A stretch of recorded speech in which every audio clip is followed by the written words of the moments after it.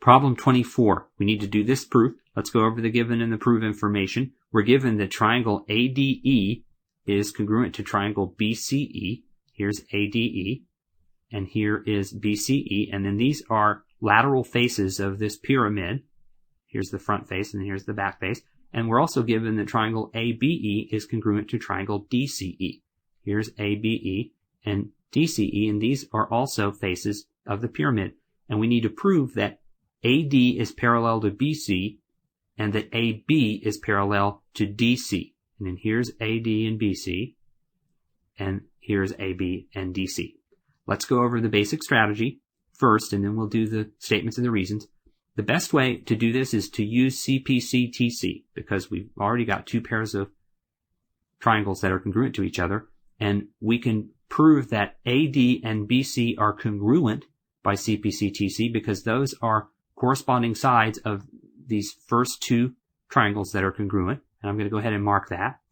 And then also by CPC-TC, we can prove that AB and DC are congruent because they are corresponding sides of the other pair of congruent triangles.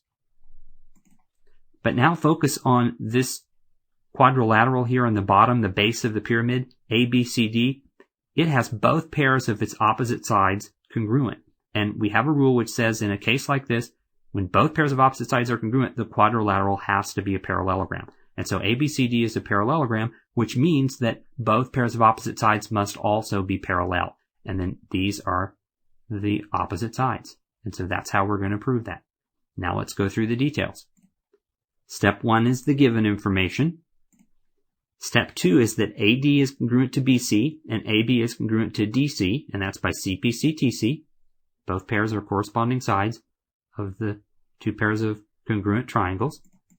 And then step 3 is that ABCD must be a parallelogram. And then here's the rule that I was talking about. If both pairs of opposite sides are congruent, then a quadrilateral has to be a parallelogram.